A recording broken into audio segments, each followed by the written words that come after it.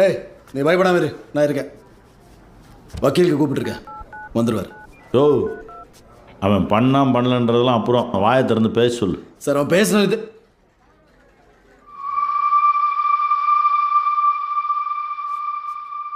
டேய் நீ எதுவும் பண்ணல அண்ணே. தேட்டருக்காரனை நான் தானே கொன்னேன்.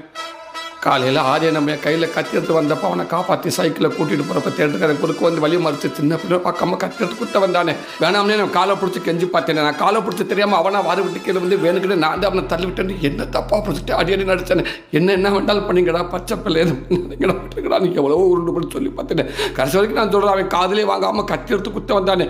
நீ எங்கள் குடும்பத்துக்குள்ளே வந்ததுக்கு அப்புறம் தானே எங்கள் குடும்பமே நாசமாக போச்சுன்னு அவன் தலைமுடியை பிடிச்சி தரதான் இழுத்துட்டு வந்து தலையை ஒரு சுற்றி மரத்தில் ஓங்கி முட்டி கயிறு எடுத்து கழுத்தப்பட்டு இருக்கு கொன்னே விட்டேன்.